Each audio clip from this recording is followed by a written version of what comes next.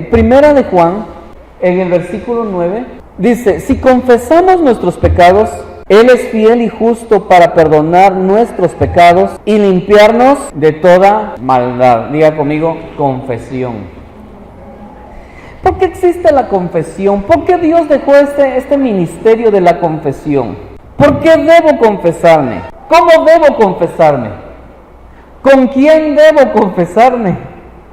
Tres cositas, tres interrogantes que vamos a responder el día de hoy. Empecemos con la primera. Dice el versículo 8: si decimos que no tenemos pecado, nos engañamos a nosotros mismos y la verdad no está en nosotros.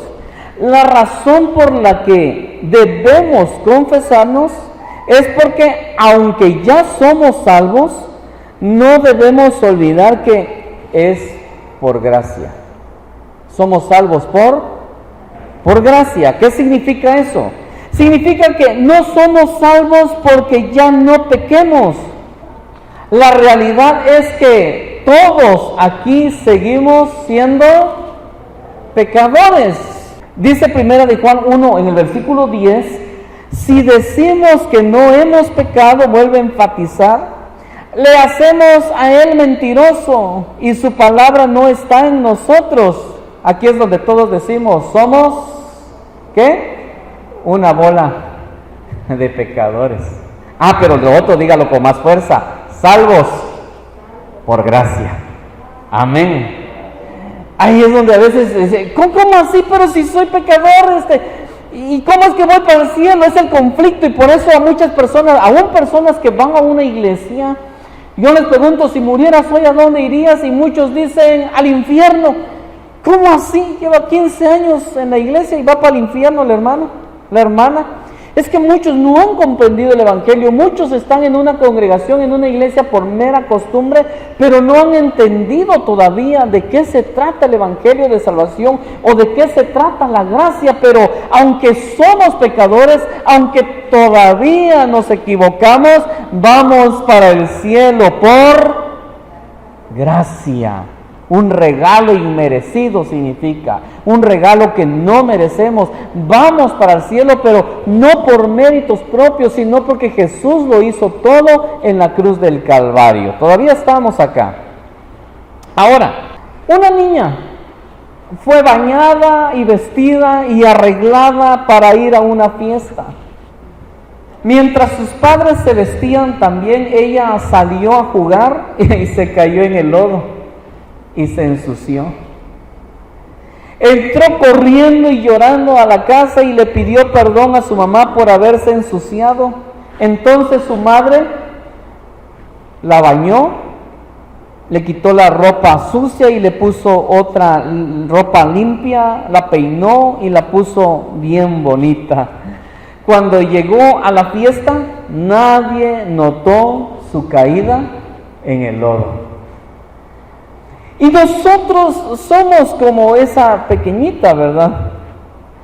Dios nos salvó, nos dio vestidos limpios, lavados en la sangre del Cordero, pero Dios sabe que camino a las bodas del Cordero, mientras llegamos a esa fecha, ahí andamos chapuceando a veces en el lodo, ¿verdad? Por más que usted trata, ¿verdad? Y iba y de repente ya se salpicó, ya de una mentira. Ahí venía, para el templo venía usted con su Biblia, cuando se le atravesó una de esas mujerotas que no le alcanza para la tela de su falda, ¿verdad? Y pasó mero enfrente, pasó usted pues en su mera nariz, pasó, y ni modo que no lo mire, y su pensamiento, porque somos una raza caída, rapidito empezó a cantar salmos, y ya mal pensó, y ya se enojó antes de venir al culto, ya hizo coraje. Pecamos, y Dios sabía que mientras vamos camino a las fiestas, a las bodas del Cordero, volveríamos a equivocarnos. Entonces Él sabe que eventualmente nos manchamos. En el mismo Padre Nuestro, Jesús enseña que nos debemos confesar. No hubiera dejado eso si hubiese sabido que nunca más pecaríamos. Pero lo dijo en el Padre Nuestro y ahora también deja primera de Juan 1:9 y nos enseña que debemos confesar nuestros pecados. Por eso debemos confesarnos, porque aunque somos salvos por gracia, somos pecadores, eventualmente nos equivocamos y necesitamos mantener las cuentas cortas con Dios. Una vez que nos hemos dado cuenta que fallamos, inmediatamente debemos buscar a Dios y confesarle nuestros pecados. Los pecados no deben alejarnos de Dios, deben acercarnos a Él. Suelo decirles, cuando el pecado acecha tu vida, no huyas de Dios, corre hacia Él y dobla rodillas y pídele perdón, que Él está esperando para perdonarte y limpiarte de toda maldad. Amén. Así que a nuestros hermanos nuevos en Cristo, ¿verdad?, que se bautizaron y están con la lucha y dice, ay, ya mira acá, ya me volví a enojar, ya volví. No sé, corra hacia Dios. El pecado no debe alejarte de Dios, debe acercarte. El diablo busca eso. Cuando pecas te acusa, te señala tu conciencia y cree, ya no quieres ir. Por eso les he aconsejado también, padres de familia, esposos, esposas, hermanos en Cristo, ¿verdad? No condenemos a nuestros hermanos cuando de repente lo ves en una falla, al hijo, a la hija, ¿verdad? Y de repente la frase que sale de su boca es, y eso que vas a la iglesia, saber que estás yendo a la iglesia, perdiendo tu tiempo. No estás perdiendo su tiempo. No se deje usar por el rojo. No se deje usar por el diablo. Ore por él, ore por ella, anímela, ¿verdad? Dios estará haciendo cambios. Si ya estás aquí, Dios está haciendo cambios en tu vida. Amén. Dios está trabajando. Segunda cosa, ¿cómo debo confesarme? Bueno, voy a mejor enseñarles cómo no debe confesarse. Hay dos extremos o peligros que debemos evitar. Peligros que debemos evitar en la confesión. Inciso A, una confesión liviana. Una confesión liviana. Dice el versículo 6, si decimos que tenemos comunión con Él y andamos en tinieblas, mentimos y no practicamos la verdad. Es que dice que es cristiano, es que dice que es cristiana, pero anda en tinieblas. Eso significa, sigue pecando deliberadamente. Miente, dice. No practica lo que se le enseña. No practica lo que Dios dice en su palabra. El tal es mentiroso. Ora y se confiesa, bueno, pero no demuestra arrepentimiento. ¿Cómo es una confesión liviana? Y este es el peligro. Es esa confesión donde usted llega y, Señor, si en algo he pecado, perdóname. Amén. ¿Cómo así? Esa es una confesión liviana. Es como aquel perdóname que lo obligaban a hacer, ¿verdad? Cuando Diego le pegaba a Alex y llegaba su mamá y, a ver, Dieguito, ven para acá, pídele perdón a tu hermano. Ah, perdón, hombre. Eso no es, ¿verdad? Pasa mucho entre hermanos, ¿verdad? No hay realmente, sino que hay que pedir perdón porque está viendo a la mamá que lleva con la vara, pues, perdóname. Pues. No, la confesión tiene que revelar humildad, quebrantamiento, dolor por haber fallado. Una confesión tiene que ser más detallada. Tiene que reflejar arrepentimiento. En la siguiente imagen, por favor. Tiene que revelar humillación delante del Rey a quien ofendemos, cuando ofendemos a alguien más, cuando fallamos. Tiene que llegar y decir, Señor, siento haber ofendido a tal persona. Lo hice porque me enojé y también te pido perdón por eso. Está siendo específico. Perdóname porque me enojé. Perdóname porque ofendí a mi prójimo. Reconozco que cobré de más hoy al vender 2 pollos. Ay, le saqué algo ahí para mí, a la coca. Señor, te confieso que me salí del súper sin pagar los tomates. Señor, específico. Estoy mencionando cosas bien ligeritas. Pero si de pronto el pecado puede hacer algo más grosero, yo ojalá no, espero no. Pero si de pronto algo así ocurre, no tenga miedo a hablar con Dios de su pecado y sea explícito y diga, mira Señor, así y así hice, dijo uno en el Antiguo Testamento, no recuerdo ahorita su nombre, el que se robó las telas y el oro, y los lingotes de oro y todo eso, no me acuerdo. Así y así hice, específico.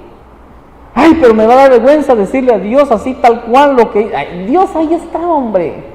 Dios no se va a asustar de tu pecado, Dios todo lo ve, es más, Dios todo lo sabe, Él ya sabe. No temas, sé explícito y muéstrate humillado delante del Señor y pídale a Dios las fuerzas para no volver a pecar.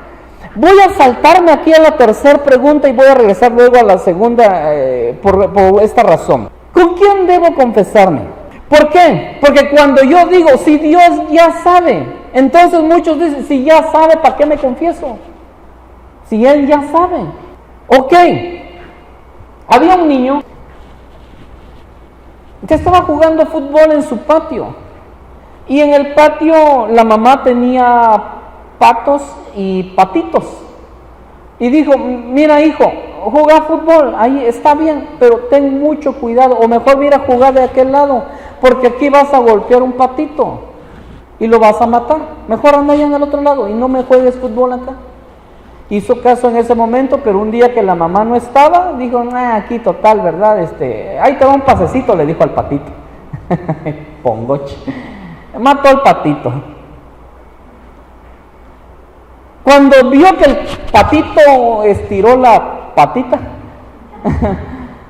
corrió, se asustó y murió. Entonces excavó, ¿verdad?, en el suelo y lo enterró, le echó harta tierra y agarró su pelota y se fue a jugar donde la mamá le había dicho que jugara, como que no había hecho nada, pero su hermano mayor lo había visto, el hermano más grandote, y le dijo, dijo, ya vi que mataste al patito, le voy a decir a mamá. No, dijo, no le vayas a decir porque me va a castigar, dice, entonces si no quieres que le diga, cárgame en la carreta, dijo. ¿Cómo?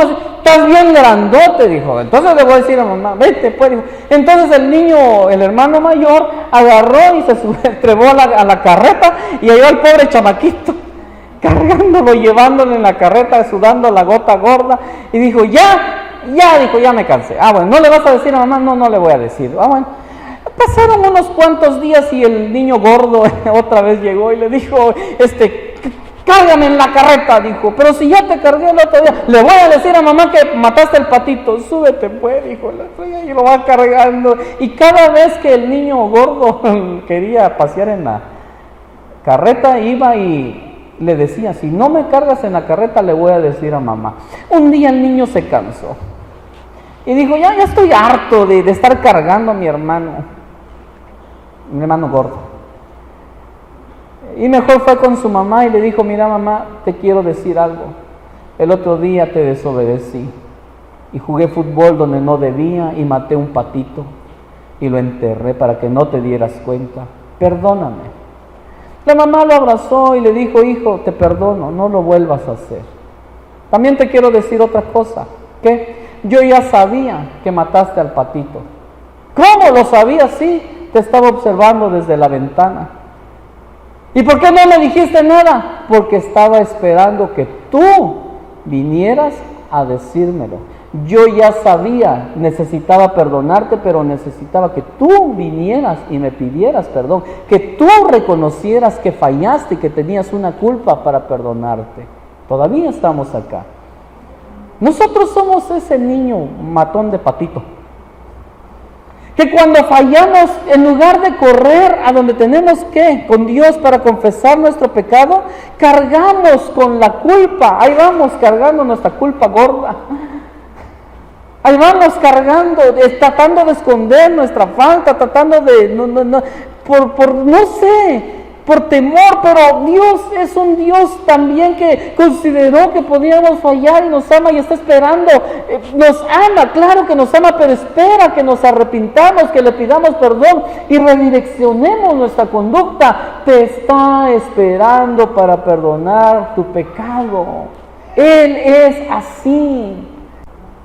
Ahora, Santiago dice en el capítulo 5, versículo 16, confiesen sus ofensas unos a otros. Aquí es donde surge la confusión de, ¿debo confesarme con alguien más? ¿Con el pastor? ¿Con un sacerdote? ¿Como la religión católica? Miren, no. ¿Cómo funciona? ¿Por qué es este versículo? ¿Debo confesarme con otro hombre? Ya aprendimos que, ¿quién es el que perdona pecados? Solo Dios. Ningún hombre tiene potestad o autoridad para perdonar los pecados, sino solo Dios. Pero si su pecado tiene que ver con una ofensa a su prójimo, también necesita ir y pedirle perdón a esa persona. ¿Me estoy explicando? Ahí es donde aplica: confiesen su pecado los unos a los otros, sus faltas, reconcíliense. Pónganse a cuentas, ¿verdad?, con quien haya ofendido su prójimo. Pídanle perdón a Dios. Señor, es que te pido perdón porque le pegué a mi marido. Dios dice, te perdono, hija, pero anda a pedirle perdón también a ese que le dejas morado su ojo con el sartén. También necesitas pedirle perdón a él. Entonces ahí también hay que ir, ¿verdad?, con el prójimo. Señor, te pido perdón porque le quebré su ventana, su espejo de su carro al vecino. Bueno, te perdono, pero anda a restaurar, anda a pedirle perdón también al vecino, y todavía estamos acá. Ese es un verdadero arrepentimiento. A veces se necesita restaurar la falta. Otra manera en que este capítulo aplica a nuestra vida, este versículo, es cuando tenemos que confesarnos los unos a los otros. ¿Por qué no? Porque necesitamos apoyo espiritual. A mí me ha tocado como pastor que a veces hermanos, hermanas llegan: pastor, mire, tengo esta lucha, tengo esta, o cedí a este pecado. A veces toca confesar a otro hombre para que yo lo perdone, no, para que su hermano lo perdone, no, para solicitar la consejería, la restauración, el apoyo moral y espiritual que se necesita. Entonces hay veces que es necesario hablar con alguien más. El perdón lo otorga Dios, pero ese alguien más quizás tú no sepas, y quizás esa persona te redireccione a Dios, y esa persona, ¿verdad?, te ayude en tu proceso de restauración espiritual. Cuide que cuando hace esto, si lo hace, de buscar a una persona, primero, que sea madura espiritualmente. ¿Me explico? Tal vez su pastor pudiera ser: oren por mí siempre, les pido por esto. Muchos lo han hecho, se acercan: pastor, estoy pasando por esto, ¿qué debo hacer? Y platicamos en una consejería, y suelo decirles: ¿saben qué? Porque a veces tememos, ¿verdad?, hablar sobre todo de situaciones delicadas. Lo que está pasando aquí, lo que usted me está contando, lo que usted me está diciendo, como secreto de confesión, ¿verdad? No se preocupe, no tengo por qué estar hablando de esto. Entonces ahí es donde aplica entonces que es con Dios, pero a veces es necesario hablar con alguien. Este es el punto número 3.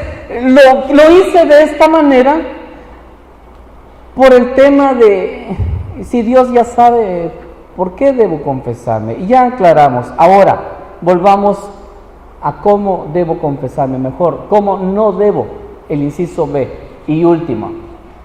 Ya aprendimos, no debo hacer una confesión liviana. Alá y se va, y Dios es... No. Debe haber arrepentimiento. Ahora, ¿cómo no debo confesarme? Una confesión exagerada. También es un peligro. ¿Cómo es eso? Si confesamos nuestros pecados, Él es fiel y justo para perdonar nuestros pecados y limpiarnos de toda maldad. ¿Qué hace Dios cuando confesamos nuestro pecado? Nos perdona, nos limpia de toda maldad. Ahora, Una confesión exagerada es aquella en la que exagera la carga de su pecado. Es como que si el niño que mató al papito obtuviera el perdón de su mamá, saliera al jardín y siguiera cargando a su hermano gordo para limpiar su culpa, ¿verdad? ¿Y por qué todavía sigues cargando a tu hermano? Es que siento culpa porque ya te perdonaron, hombre, cabezón. ¿Me explico? Y eso pasa muchas veces, sobre todo cuando nos hemos equivocado en el pasado y muchas personas están arrastrando una culpa del pasado que dicen, ya hombre, Señor, te pido perdón, y su pecado de hace 15 años, y dice Dios, no sé de qué me estás hablando, hombre. Desde la primera vez que usted se confesó y se arrepintió, Dios lo perdonó y se olvidó que se olvidó. Ya, usted ya no tiene que estar confesando el mismo pecado, todavía estamos aquí. Eso es una confesión exagerada. Una vez que Dios te ha perdonado, séquese las lágrimas, levante la cabeza y camine, ¿verdad? Como princesa, como príncipe, como hijo de Dios. Dios lo perdonó, la perdonó, lo restauró. ánimo, vamos a seguir sirviéndole a papá.